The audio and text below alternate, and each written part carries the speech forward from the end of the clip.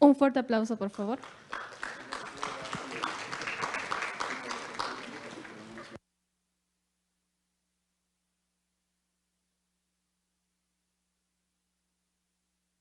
Bueno, continuando con nuestras exposiciones, ahora vamos a invitar al estrado al doctor Juan Valdivieso Chunga, quien es médico cardiólogo del Hospital San Juan Bautista de Huaral, egresado de pregrado y posgrado de la Facultad de Medicina de San Fernando de la Universidad Mayor de San Marcos. En esta ocasión, el doctor nos va a hablar sobre Zika y crisis hipertensivas, su manejo en el primer nivel de atención. Por favor, doctor, le invitamos a pasar y un aplauso para el doctor.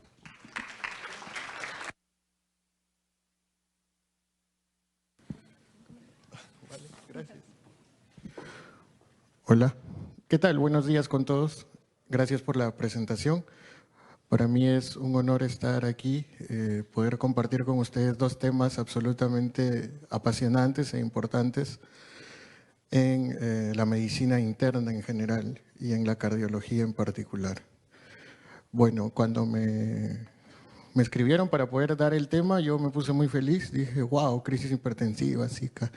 Les voy a enseñar qué laboratorios son los que se tienen que tomar, cuál es la interpretación del electrocardiograma, cómo vamos a pasar los vasodilatadores y antihipertensivos por vía endovenosa con bomba en infusión. Y luego me acordé que era para la inducción del serums. Y dije, no hay nada de eso en la posta. Más allá de el captopril vía oral, que no tiene ningún sustento científico para darlo en crisis hipertensivas. Entonces dije, bueno, entonces les enseñaré a llenar la FUA 056 y la hoja de referencia para que no se les rechacen.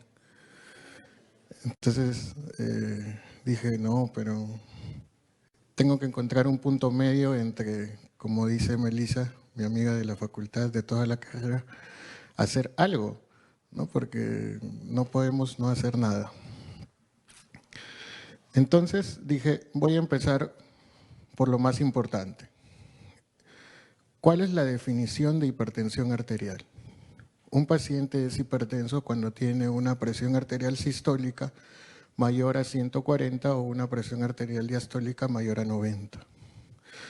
Siempre va a haber un fastidioso en el auditorio que diga, doctor, pero según el American College of Cardiology, en su guía del año pasado, la definición es de 130/80. Sí, es cierto, la ACC maneja ese punto de corte, pero no ha tenido la difusión ni el sustento científico adecuado para hacerla la definición global.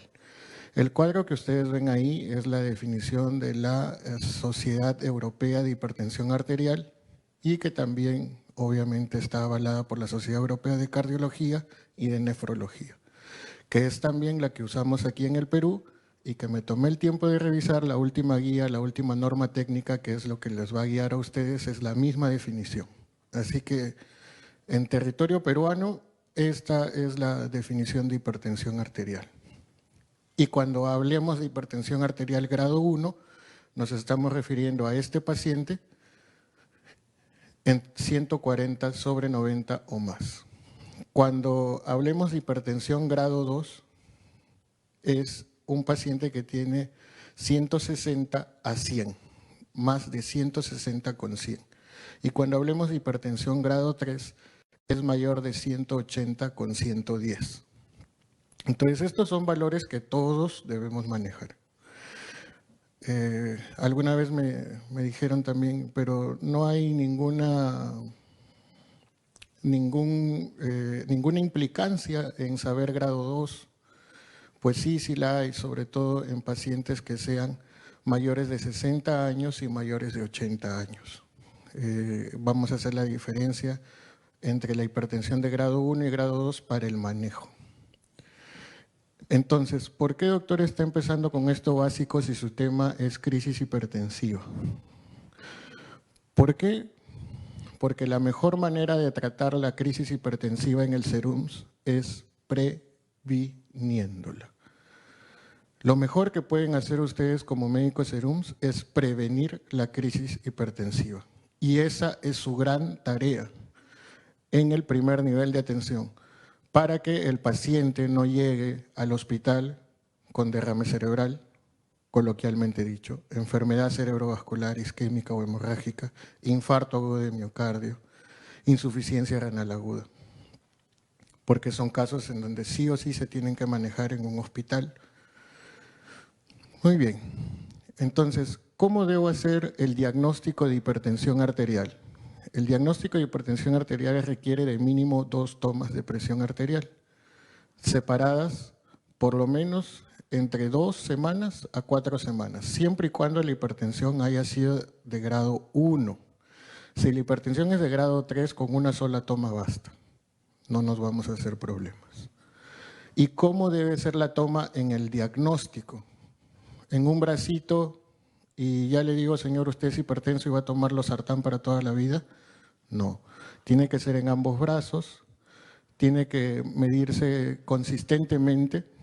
Si hay una diferencia de más de 15 a 20 milímetros de mercurio, pues esto nos va a indicar que hay presencia de enfermedad arterial periférica, que es un marcador de riesgo de hipertensión arterial. ¿Y qué toma de presión voy a tomar como la diagnóstica? La mayor de ambos brazos, y esa va a ser su PEA.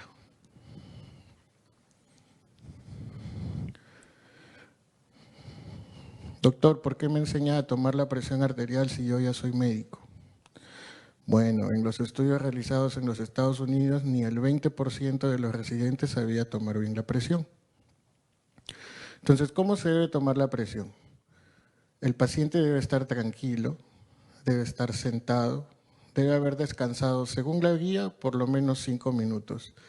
¿Qué es lo que dice la experiencia? Por lo menos 15 a 20 minutos de reposo. No debe haber consumido café, no debe haber consumido alimentos, no debe haber hecho ejercicio en los últimos 30 minutos, según la guía. Según la experiencia, por lo menos 1 hora es lo necesario. Evidentemente no haber fumado. Debemos usar dispositivos validados. Si van a llevar su esfigmomanómetro, que esté en buenas condiciones. En la posta donde estén probablemente haya los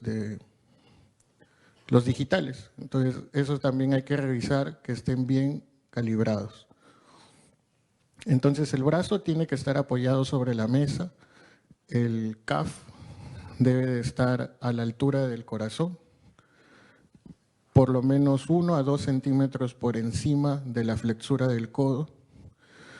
No deben hacer que la campana del estetoscopio se apriete contra el esfigmomanómetro porque eso aumenta la toma de la medida. Tiene que la campana estar directamente sobre la arteria braquial, no con ninguno de estos elementos. Y debe de tomarse la medida en ambos brazos. Según la guía dice 3 veces.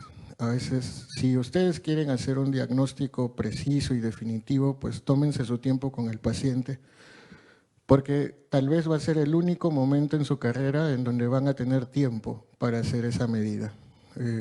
La carga de pacientes que van a tener en el SERUMS va a ser menor a la que van a tener luego en la residencia y menos luego cuando sean asistentes de sus respectivas especialidades.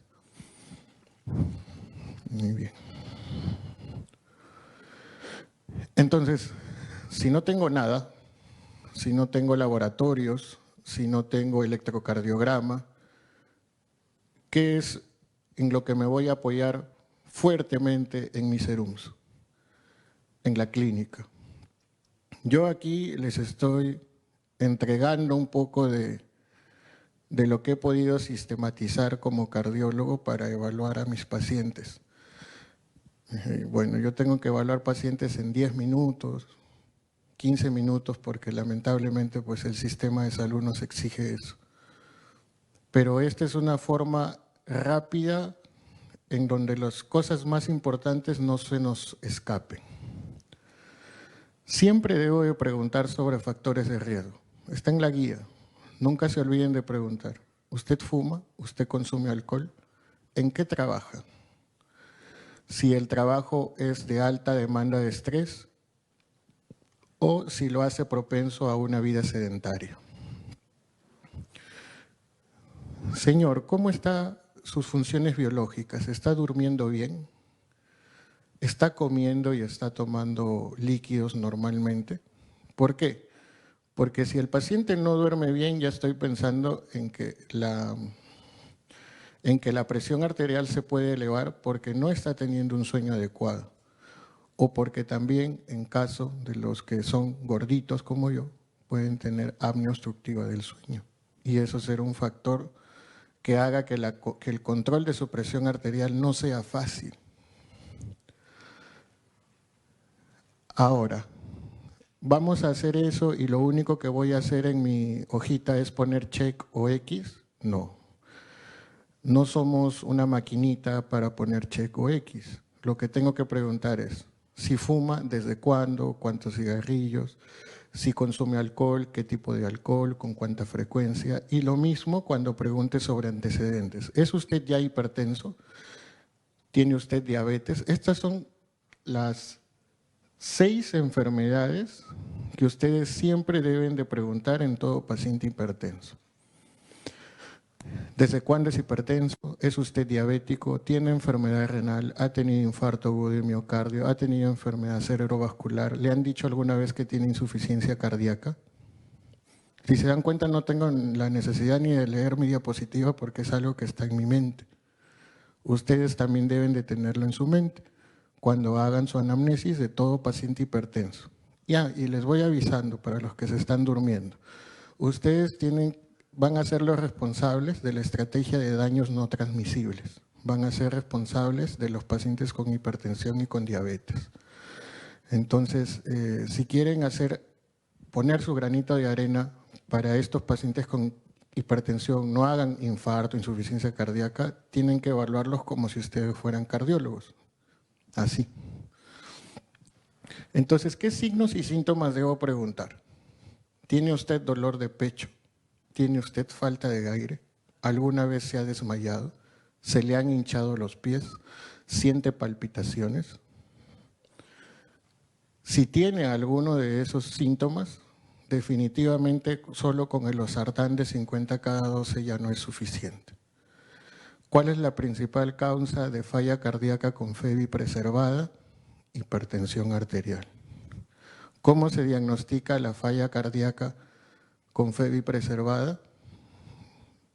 No van a tener ecocardio, no van a tener ProBNP, no va a tener electrocardiograma, pero sí tienen un paciente hipertenso con disnea.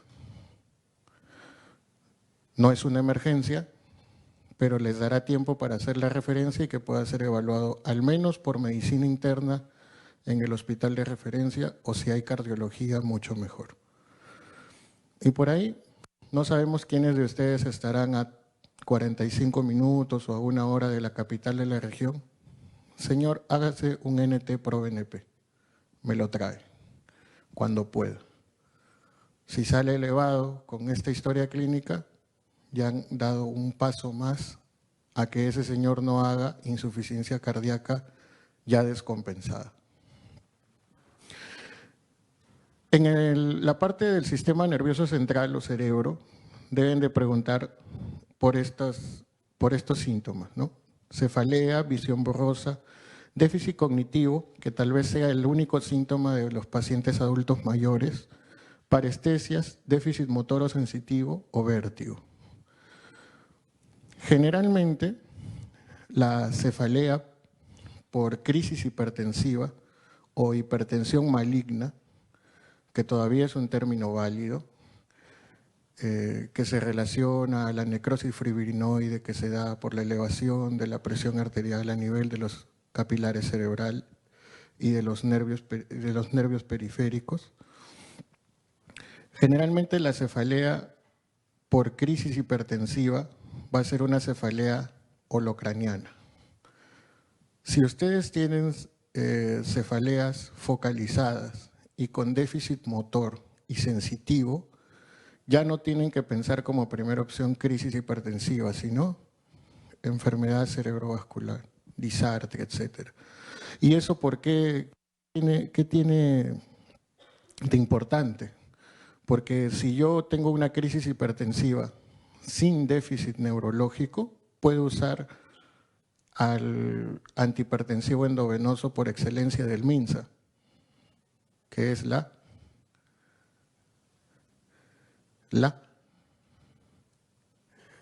nitroglicerina. No todos los hospitales tienen la Betalol. Para usar nitroglicerina tienes que estar bien seguro que no es un cuadro de SB. Si no es un cuadro de SB, puedes usar nitroglicerina. Si es gestante o es SB, ahí sí tienes que usar la Betalol.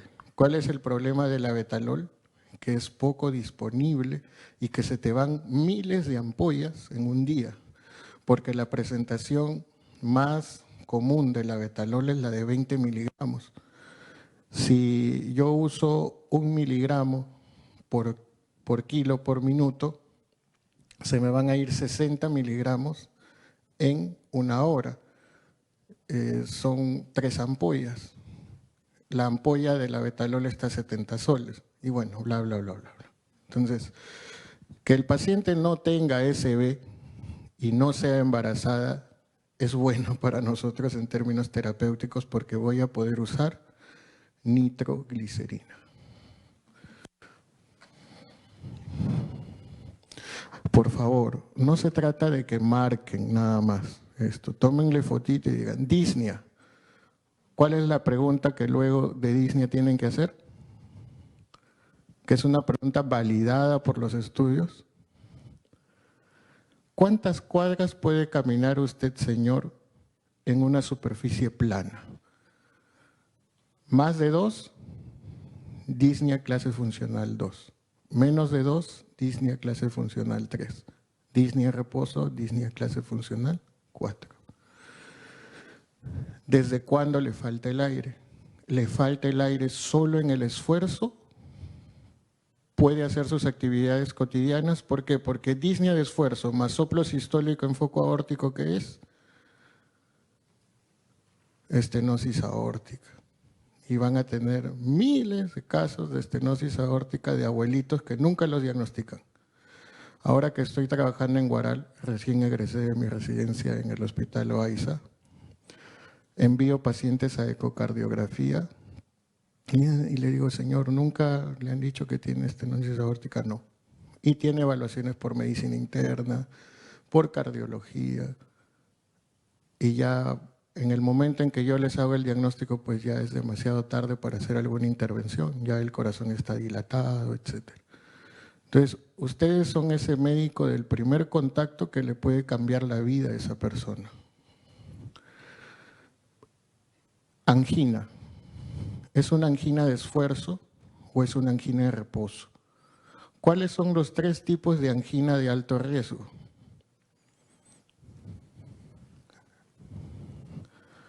Estamos hablando de semiología y semiología sí van a tener en el SERUMS. No se pueden excusar.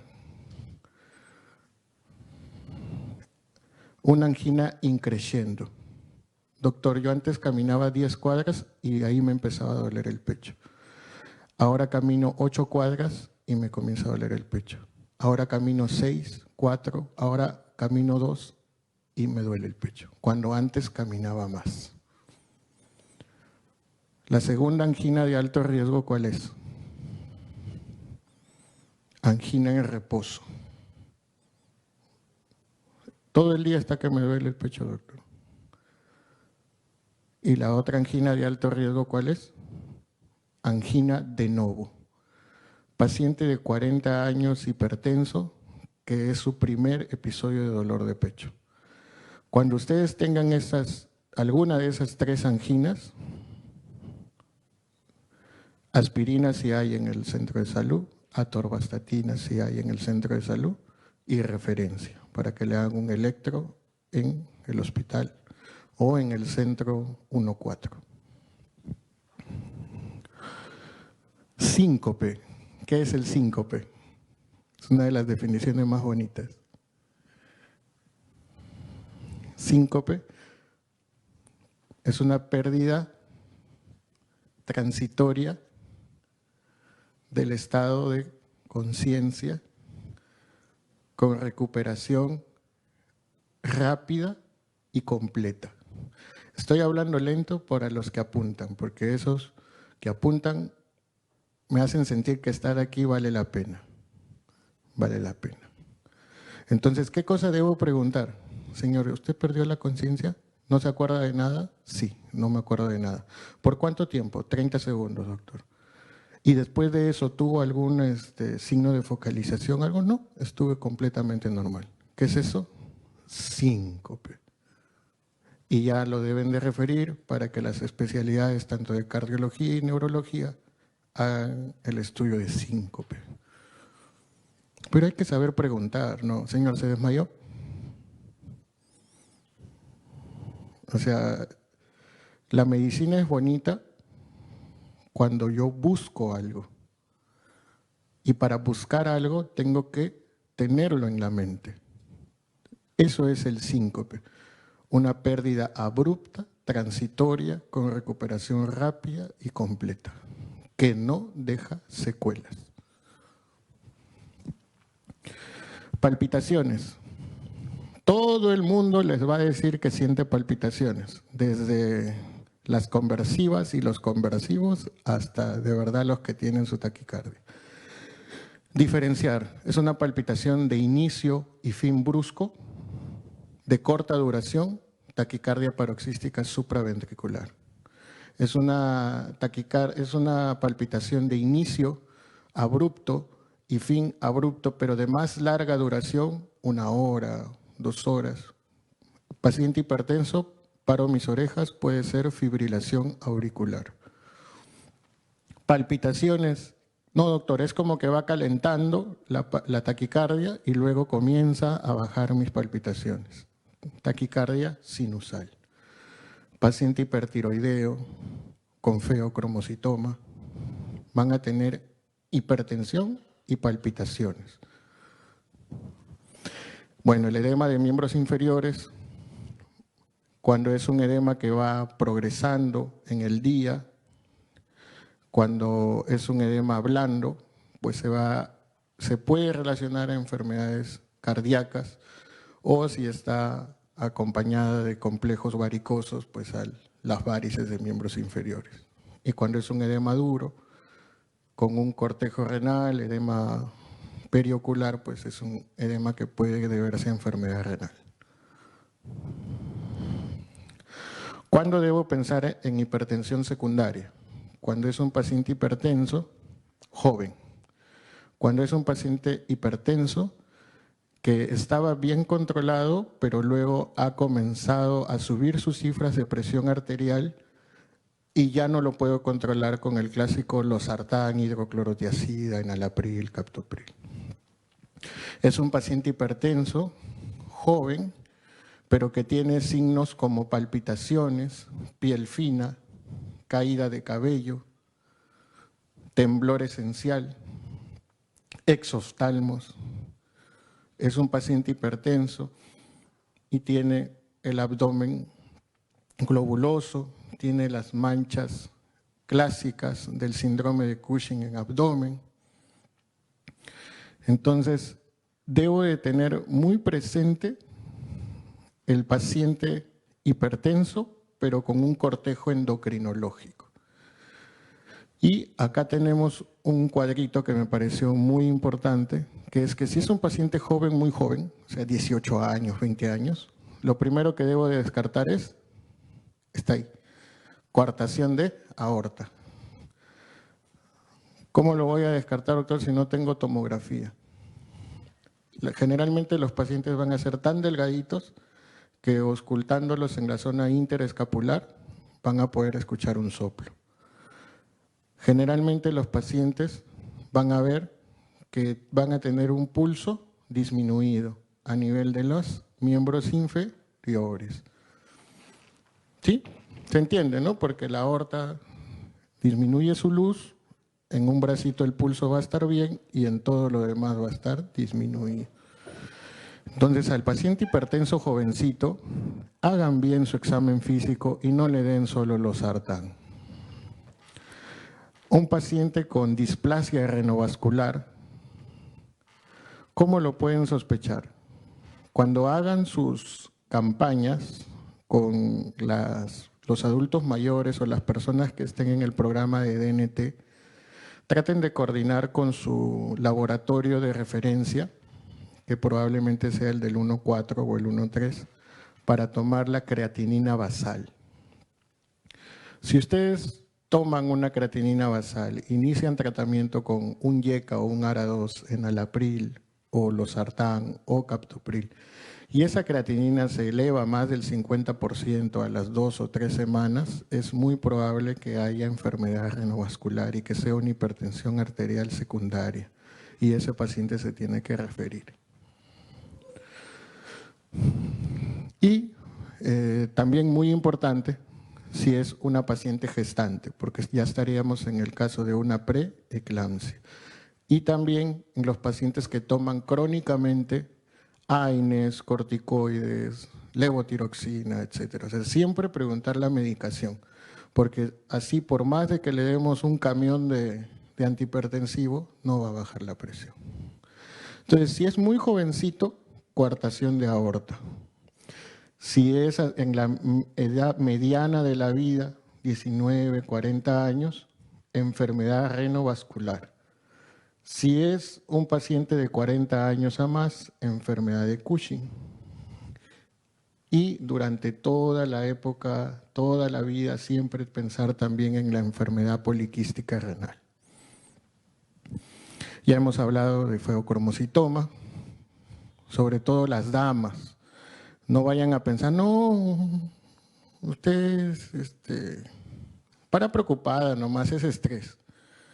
Viene temblando, flaquita, sudorosa, hipertensa. Cálmese, ya le va a pasar.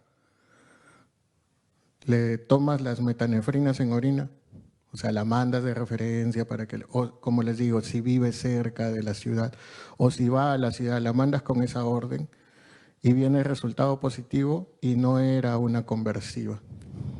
Era alguien que tenía feocromocitoma. Por eso es que se habla de las diferencias de género en el diagnóstico de la hipertensión, porque muchas veces a las mujeres se les toma menos en cuenta los síntomas que nos dicen. Entonces, ustedes cuando estén frente a un paciente tienen que ser como un monje Shaolin, un guía espiritual, o sea, estar en modo zen y analizar lo que el paciente le dice. Porque muchas veces estigmatizamos a los pacientes y nadie merece ser estigmatizado.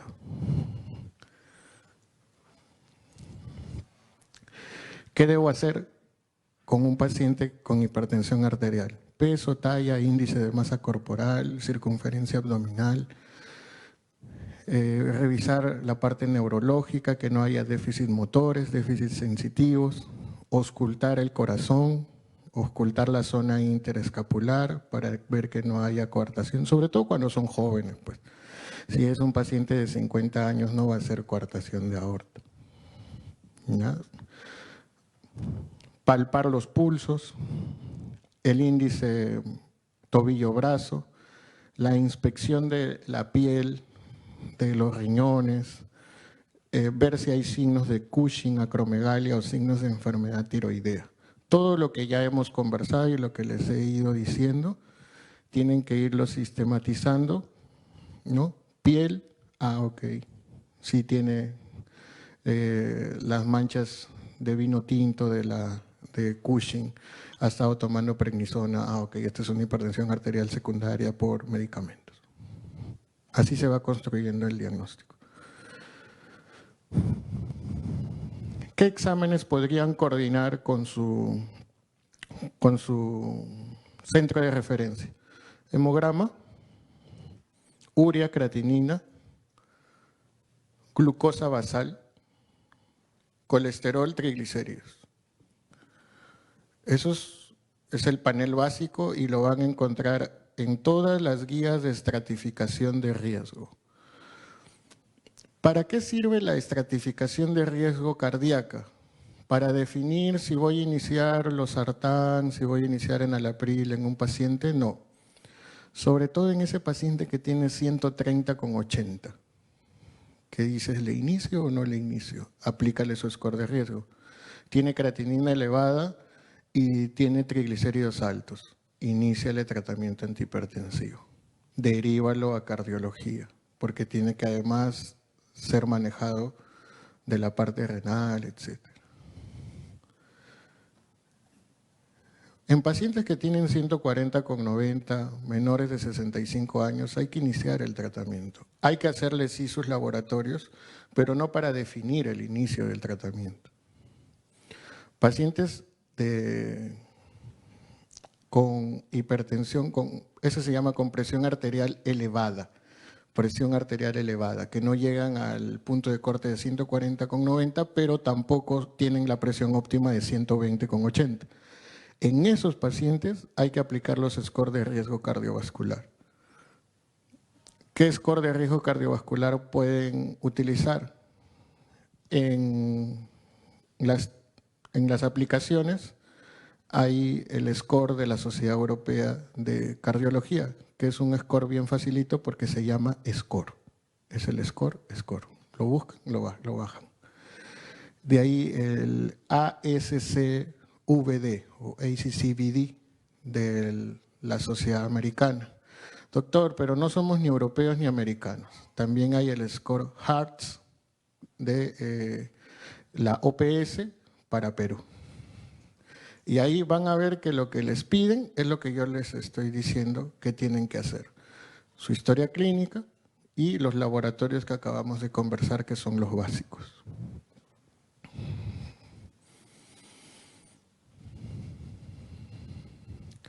¿Cuándo referir a un paciente? Mi charla hubiera podido empezar con esta diapositiva y terminarla ahí nomás. Emergencias hipertensivas. Se acabó. Las emergencias hipertensivas se refieren. No hay otra vuelta que dar. ¿Qué es una emergencia hipertensiva? Paciente que tiene hipertensión arterial de grado 3 con daño de órgano blanco. Paciente con hipertensión de 180/110 y le duele el pecho. 180/110 y no está consciente. 180/110 y te estás hablando así. 180/110 y no orina. Eso es emergencia hipertensiva. Y la urgencia, hipertensión de grado 3 sin daño de órgano blanco. Muy bien. Entonces, ¿a qué pacientes deben de referir? Pacientes que yo sospecho que la hipertensión es secundaria, como los pacientes jóvenes, como los pacientes que han tenido su presión bien controladita y luego se comienza a descontrolar la presión por más de que aumento las dosis. Hipertensión arterial resistente. Hipertensión arterial resistente es que con 3 antihipertensivos a dosis máxima no consigo el control de la presión arterial. Si quiero descartar daño de órgano blanco, y aquí vamos a una diapositiva muy importante que la hice especialmente para ustedes porque todos me suben la foto clásica con su adulto mayor en sus serums, todos. Entonces, que esa foto signifique algo muy bonito en la parte de presión arterial y la parte cardiovascular. Si tengo un paciente de 60 a 79 años, la hipertensión arterial que debo tratar es la hipertensión arterial de grado 2 y grado 3. Personalmente, la de grado 1 no la traten. La guía dice, may be treated, puede ser tratada. El objetivo de la presión tiene que ser 140/80. Eso no es hipertensión de grado 1, 140 sí, ¿no? Entonces, el objetivo tiene que ser 140/80. Y nunca bajar la diastólica más de 70. O sea, si está en 70 y el abuelito está en 150/70, déjenlo ahí tranquilo. Déjenlo tranquilo. Si está en 160/70, sí denle antihipertensivo. Seguramente le van a dar a dosis plena y medicación combinada. No, si es un abuelito se inicia la dosis mínima y voy viendo cómo va tolerando. Dosis mínima, losartán 50 en alapril 10, una vez al día. Doctor, pero es el tiempo de vida media es 12 horas. Sí, pero es un abuelito. Es un abuelito, es un paciente frágil. Y si mi abuelito tiene 80 años o más, la hipertensión de grado 2 puede tratarse y la que siempre debe tratarse es la de grado 3. Aquí hay menos estudios, por eso solo se dice que la presión objetivo sistólica es 150 y siempre debo evitar una diastólica menos de 70.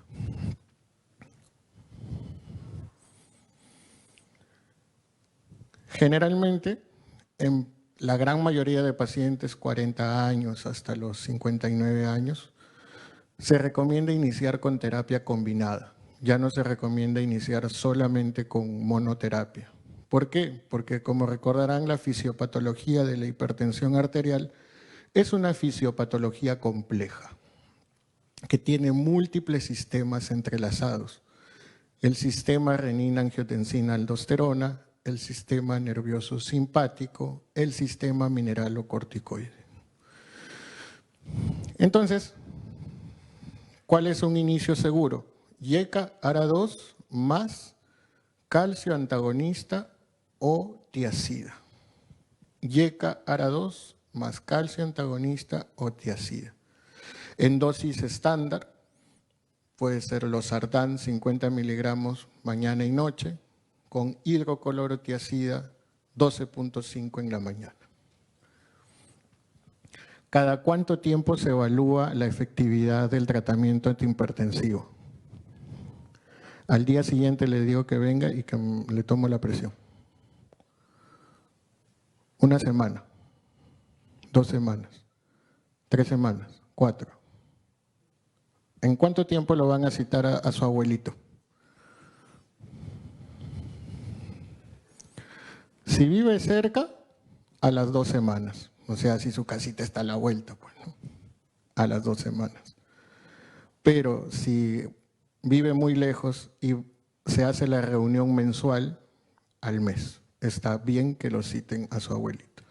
Siempre dándole los signos de alarma de hipotensión, mareos, frialdad, disminución de la cognición, a veces están muy soporosos. Y si ellos presentan eso, en el contexto en el que ustedes están es mejor decirle suspenda la pastilla. Porque en otro contexto es más fácil decir, si usted tomaba 2, ahora tome 1. Si usted tomaba esta dosis, ahora tome la mitad. Pero a veces las barreras de comunicación o a veces la falta de soporte social de los pacientes hace que sea difícil dar esa indicación. ¿Qué es lo que diferencia la última guía de hipertensión de las anteriores? Los beta bloqueadores. Los beta bloqueadores ya no son parte de la primera línea de tratamiento antihipertensivo, sino que están reservados para casos especiales. ¿Pregunta? ¿No? Ok. ¿Cuáles son los casos especiales? Cardiopatía isquémica, falla cardíaca y pacientes que se reconozcan como raza negra. Esos son los 3 casos en donde el beta bloqueador vuelve a estar como primera línea.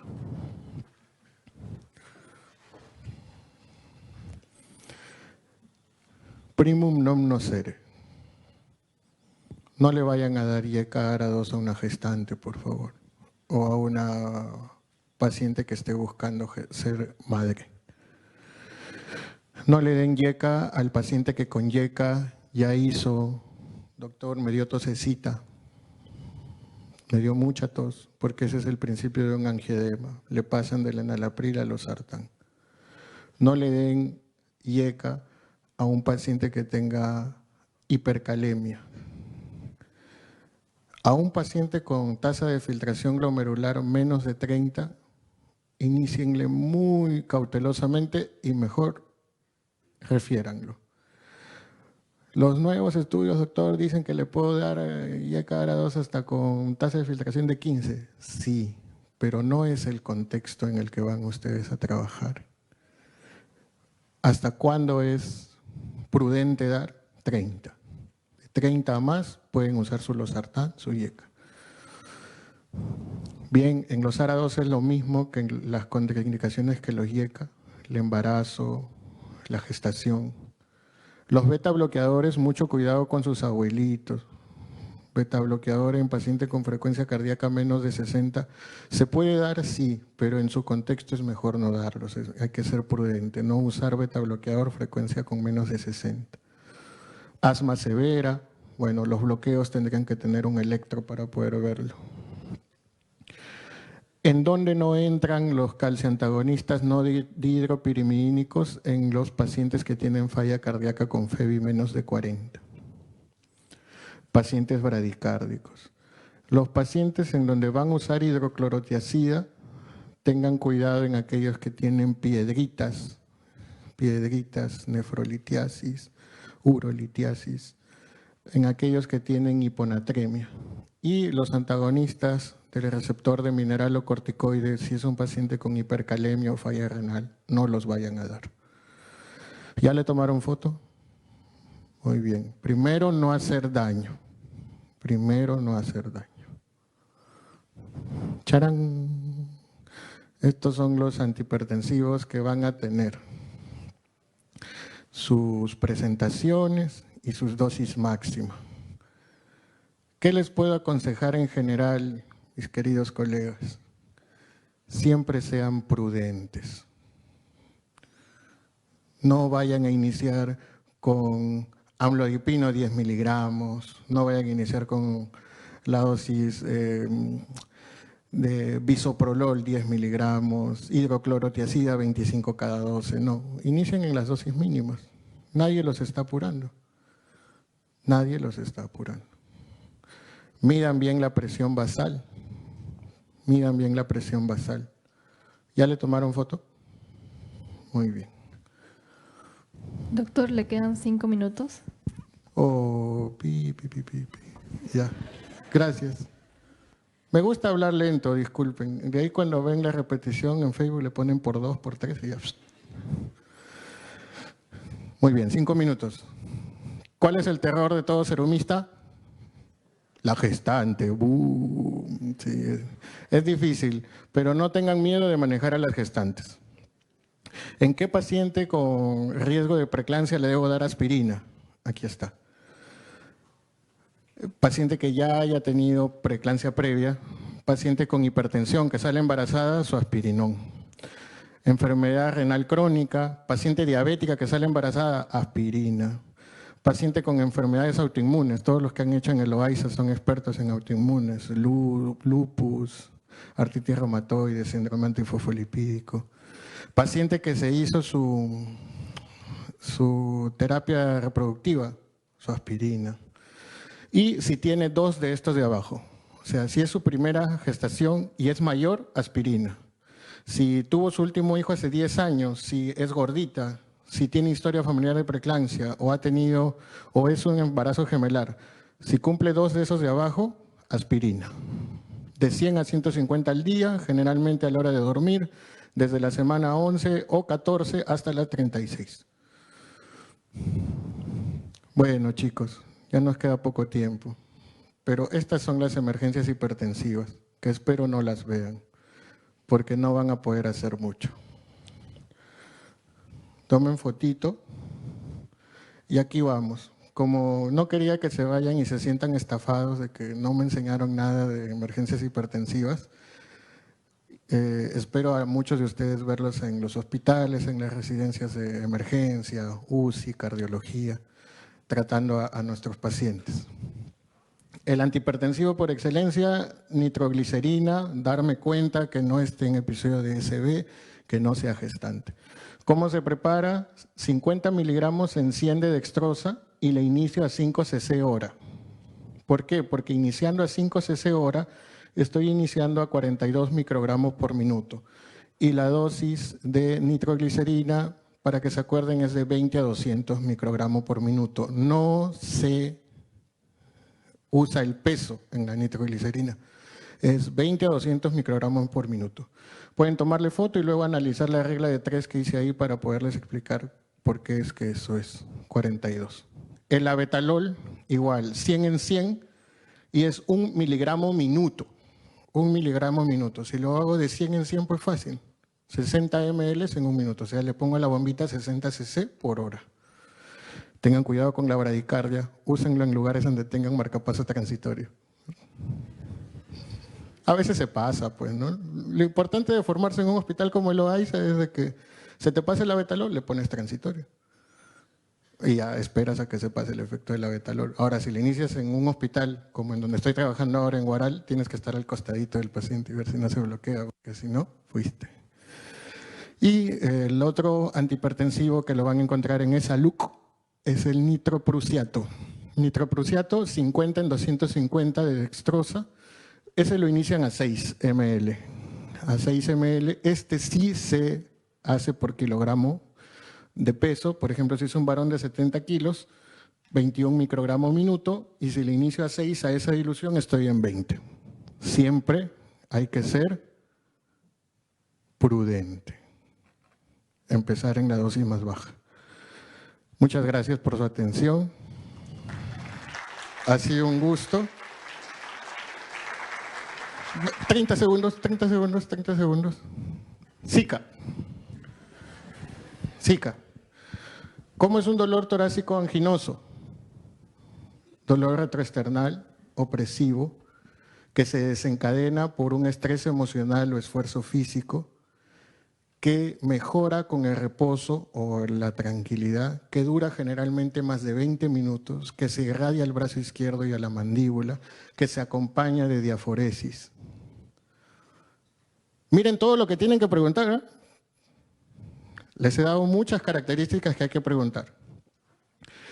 Si es un paciente hipertenso, diabético, que viene con dolor de pecho, sudando, o que viene con la clásica gastritis del infarto inferior, aspirina 300, clopidogrel 300. Si es abuelito, no se carga clopidogrel. Atorvastatina 80 y enoxa 1 por kilo. Se persignan y lo refieren.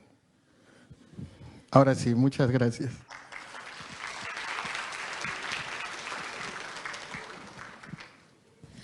Muchísimas gracias, doctor, por la exposición.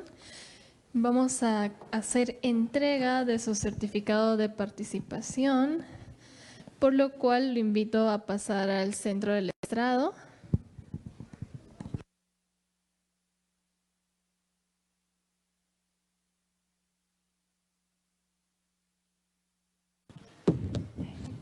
Tiene, doctor. Muchísimas gracias por la exposición, un gusto. Y para la foto protocolar, por favor.